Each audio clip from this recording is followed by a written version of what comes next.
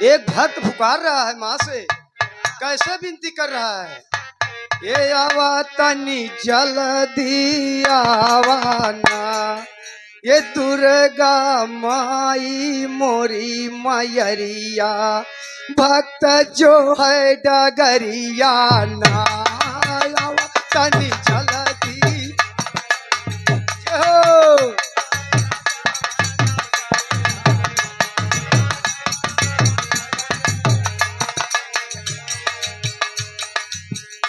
एक भक्त माँ से विनती कर रहा है, पुकार रहा है, हे माँ कि मैं माँ तो माँ होती है, माँ एक समान होती है, सबके लिए बराबर होती है। माँ किसी को छोटा या बड़ा नहीं देखती, ना किसी को गरीब और अमीर देखती है। माँ सबके लिए एक बराबर करती है। लेकिन यही कहना बा, ए आवा तनी चल दियावाना, ए शारद माई मोरी मयरिया, भक्त जो है डगरिया ना।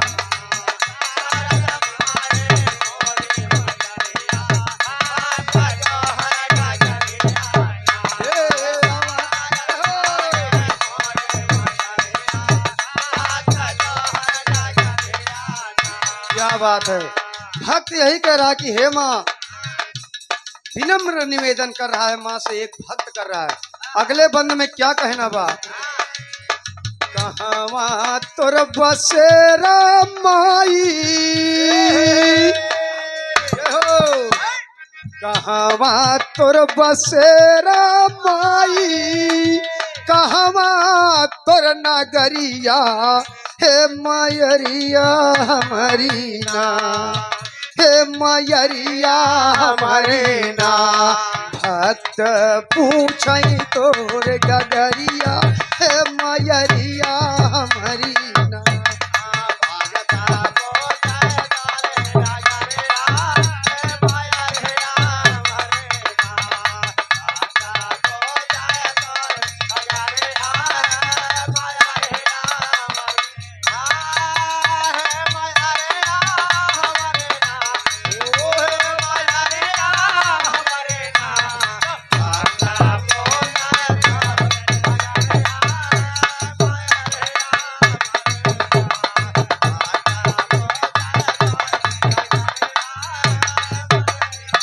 और क्या कहना बा, ए आवा तनी जल्दी आवाना, दुर्गा माई मोरी मैया, भक्त जो है डगरिया ना।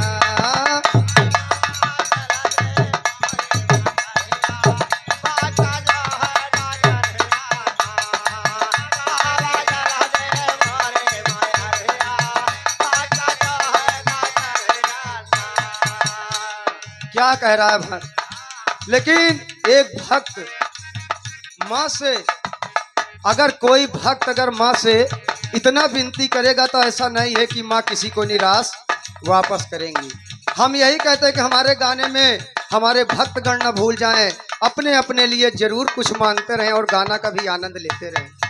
इसी बीच में अगले कड़ी में क्या कह रहा है भक्त कि माँ मेरे पास तो कुछ नहीं है माँ, मैं क्या करूं माँ, लेकिन फिर भी मैं खाली हाथ हूँ माँ। इसी बीच में क्या कहना है, अगले बंद में क्या कहना है, ऊंची पहाड़िया तोरी, ऊंची पहाड़िया तोरी,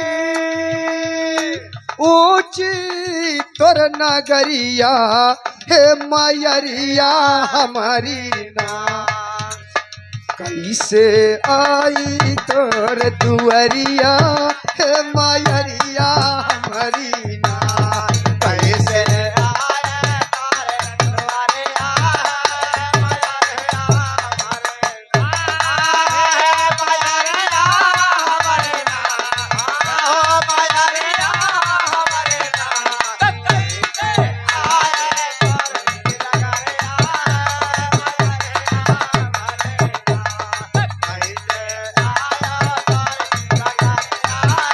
आवा तनी जल्दी आवाना, ये दुर्गा माई मोरी मयरिया, भक्त जो है डगरियाना हे आवा तनी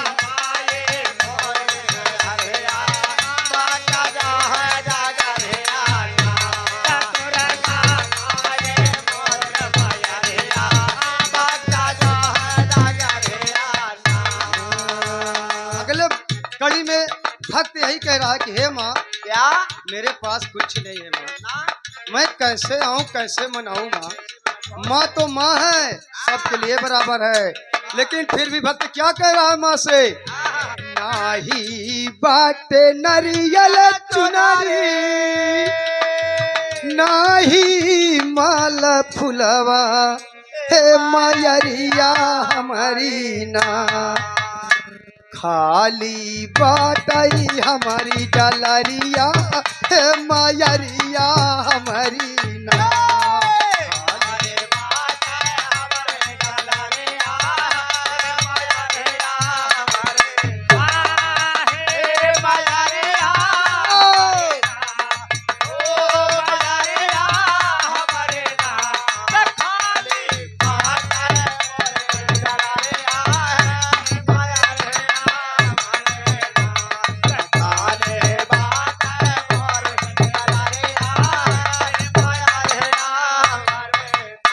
और यही भक्त के देखिए क्या भावना है, माँ को मना रहा है और आगे माँ की विशेषता भी बता रहा है कि हे माँ, आपने किसको क्या क्या दिया है।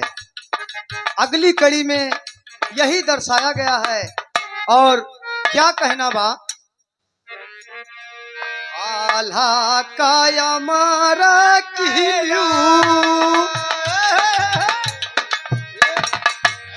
की विशेषता है ये।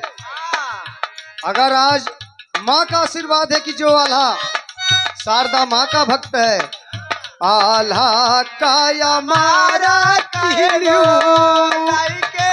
उदल कदीहू तालावरिया ना, हे मयरिया हमारी ना, कि ज्वाला सिंह का तोड़लू बजरिया, हे मयरिया हमारी।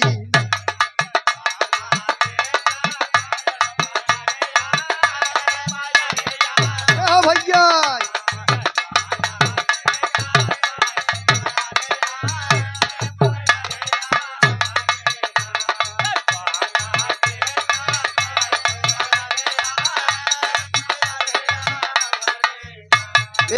आवा तनी जल्दी आवाना, शारद माई मोरी मयरिया, भक्त जो है डगरिया ना, आवा तनी।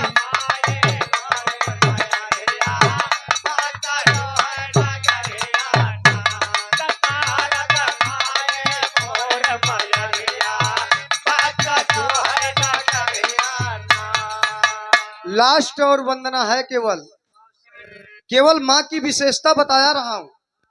एक भक्त लास्ट में क्या कह रहा है, ढेबा चौड़ा, ढेबा और ये जो थे, ये दो भाई थे, ढेबा चौड़ा के अमर किल्यू, ढेबा और चौड़ा का अमर कर दिए, अमर किल्यू, असुर मुन का दिहल्यू सरनियाना, सुरमुर जो भी है इनको शरण में दिए, कि भक्त जो है आज डगरिया, हे मयरिया हमारी ना, भक्त जो है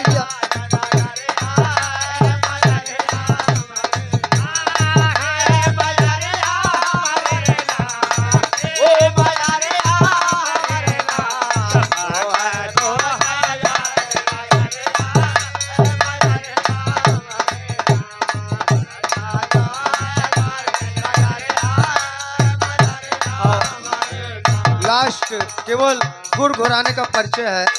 इसी बीच में बस माँ तो माँ होती है, माँ सबके लिए बराबर होती है।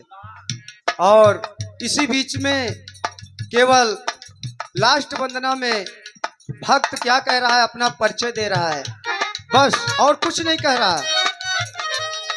क्या कह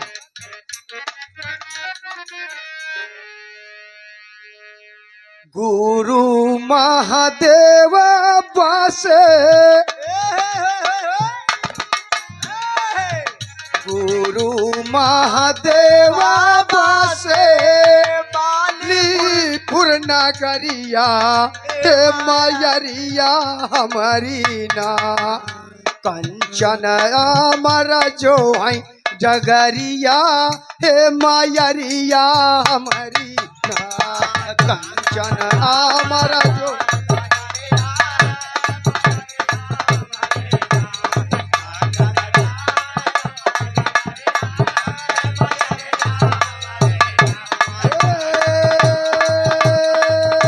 मयरिया हमारी ना हे मयरिया हमारी ना कंचन अमर जो है डगरिया हे मयरिया हमारी ना।